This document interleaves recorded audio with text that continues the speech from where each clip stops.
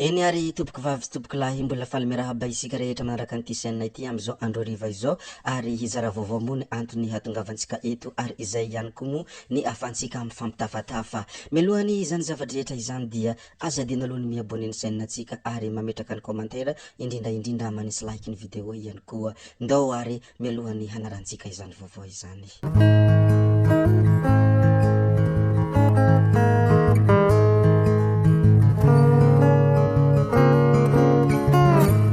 Ny anisany zavatra izay tena nanaitra ny maro ny publication izay nataony page anankiray izay mitondra anarana hoe malagasy mijoro. Hoy izy tao anatin'ny page-ny nilaza hoe raha mitady ny fahamarinana i Henriette efa ela no niala tamin'ny Sidriky ary tsy nanonga-panjakana tamin'ny 2024 hoy fanambarana izay nataony malagasy mijoro. Izany ny fanehoan-kevitra tao ary izany ny fahitany, izany ihany koa ny fahatsapany koa dia ampahafantarina isika rehetra. Tsy nijanona teo akory ny fanambarana izay nataony fa mbola nisy fanambarana hafa ihany koa hoy malagasy mijoro nilazany hoe ry hasese hanaiky nitsindry avy amin'ny Henriette ve sa hanaiky nisafidim-bahoaka hoy fanontaniana izay napetraky ny malagasy mijoro. Koa dia anjarany hasese moa ny mamaleny zany satria fanontaniana izay napetrany zany ka ampahafantarina isika rehetra ihany koa. Apetrakatsika hatremo ny mikasika ny resaka izay nataony malagasy mijoro ndeha isika ihiditra amin'ny misimisy kokoa ny amin'ny zavatra malaza eto Madagasikara. Tsara marina moa ny mampahafantatra fa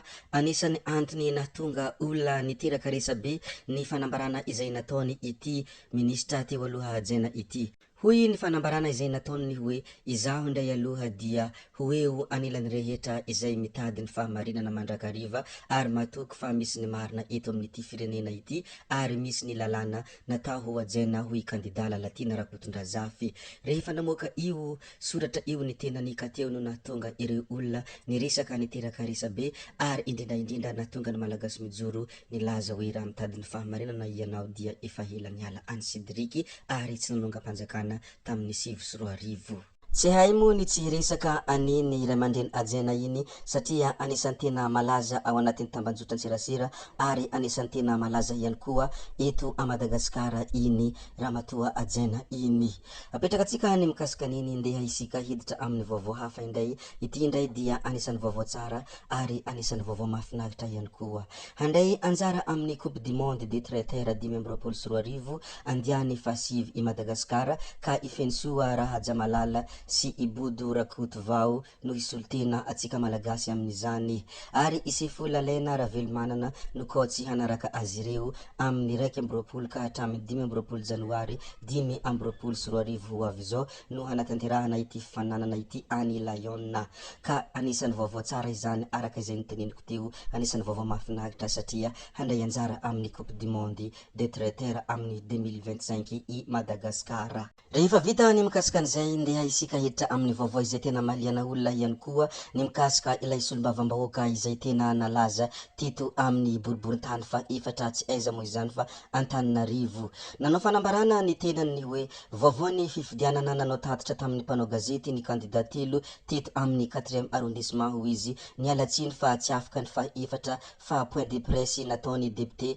Ramboasalama henoy amin'ny télé Rahariva hoe fanambarana hatrany izay nataony. Toy izany koa ny nataony Izoky Bebera prailista sy solitenan'ny kandida Andrianjato. Conférence de presse kosa no nataony kandida ny Nairosy ary nanatitra ny fitoriana sy ny pirofo faharoa teny amin'ny HCC kosa ny avocat nitronony ny solitenan'ny mpikambana. Vita sy hoamantsara tanatin'ny filaminana hoy Rosy rehefa nanao ity fanambarana ity ary nampahafantarina ny commissaire ny 5e arrondissement ny lalàna haleha tsara ambina sy tsara sécurité isorana anareo mpitandro ny filaminana. Ny andinindininy efa narahinareo teto dia mijery télé Rahariva resaka flagrant délit daholo ny antsika ary azo sary sy feo tsy misy honohono na no tantaraina isika tsy mitory tsy misy pirofo hoy fanambarana hatrany izay nataony izy reo.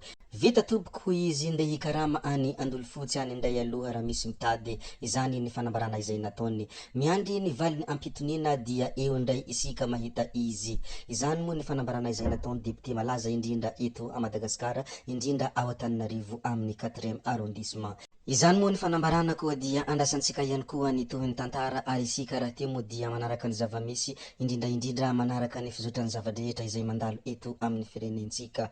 Hitantsika amin'ny reto sary reto ny sary ny solombavambahoaka izay tena manana ny lazany ary izay tena be mpankafy indrindra rehefa maneho hevitra izy ary ny fasasahiny raha teo dia tena mahafaly ny vahoaka malagasy izay mandala ny fahamarinana. Ndeha isika hiditra ny vaovao manaraka izay tokony ho fantatra isika rehetra. Ny horesantsika manaraka moa dia mbola resaka izany halabato sy hosika izany nanao fanambarana ny RMDM ny hoe tsy fifidianana no natao teto fa fangalaram-bato tsy nahomby ny seni hoy ny fanambarana izay nataony RMDM. Fifidianana feno hosoka satria samy milaza na ny mpanoritra na avy amin'ny fitondrana na tsy miankina fa nisy halabato. Nisy ihany koa ny bulletin voamarika mialoha mangataka ny HCC hanafanana iny fifidianana iny ka fifidianana tena madio no atao. Manohana ny hetsika sy fitakina mo ny sasany izay azo lazaina fa hoe matanjaka. Ny filoham-pirenena ho izy ireo tokony hanaovana empêchement satria nandika lalàna ary isan'ny voalohany tokony ho fanana ny vatony ireo kandida tany amin'ireo toerana nalehany. Hafakely indray izany fangatahana sy fanambarana izany koa dia mahay mafana ny raharaha ary ho hitantsika eo ny tohiny izay zavatra izay. Izay moa ny fanambarana izay nataony RMDM mandeha isika hiditra kely indray amin'iny faritra Moramanga iny. Any Moramanga moa ny resaka atsika androany antsona isika rehetra firaisankina, isika mpanohana tsy hankanavaka, isika olom-pirenena rehetra mba hanatrika ny fampahafantarana mahakasika iny fifidianana solombavambahoaka teo iny izay ho atao ao amin'ny efitrano malalaky ny Bejanizany hôtely Rampitsy zoma 4 Jona amin'ny 2 ora sy sasany tolakandro. Izany moa ny any Moramanga ny mikasika ireo firaisankina sy ny mpanohana tsy hankanavaka ary indrindra moa ny olom-pirenena. Betsaka isika no liana te hafantatra sy nanontany ny fizotran'izany nandritran' izay fotoana fohifohy izay taorian'ny fifidianana ka hanasana atsika rehetra ho tonga hoy izy ireo hatrany raha nanentana ireo olona izay tokony ho tonga amin'ny fivoriana io. Tsara ampitsahivina ary tsara tsindrina manokana fa atao ao amin'ny Bejanizany hôtely ny Rampitsy zoma 4 Jona amin'ny 2 ora sy sasany tolakandro. Ka izany ny zavamisy koa dia ampitiavana foana sy ampifaliana foana no ampahafantaranay izany ianareo rehetra ary miantefa amin'ny rehetra izay antefany iny antso iny resaka izay nolazaiko te iny ny any Moramanga. Zay koa ny mikasika anireny rehetra ireny ry tompoko vavy sy tompoko lahy koa dia ankasitrahana ary misaotra tompoko anareo rehetra izay navita ny hain'ny video hatramin'ny farany, ankasitrahana eram-po eran-tsaina ary mbola hiangaviana foana ianareo mba hanaraka ny video manaraka izay alatsakay misesisesy ato. Ny tena tsara, ny tena mety indrindra dia anao manao abonnement satria mahatsara ianao miabone ny chaîne-natsika dia tsy tara amin'ny video rehetra izay alatsakay ato ary iny ihany koa moa no mba ahafahantsika mifampitafatafa sy miresadresaka koa dia entanina foana ianareo mba hiabone ny chaîne nouveauté gasy satria izay moa ny zavatra tena ilainay. Zay fa tsy atao lava ny resaka hody aho sao dia fa ianareo kosa mazotoa amin'ny zavatra rehetra izay atao veloma vetivety fa tsy hoe veloma mandrakizay gaby. Tsao tsao.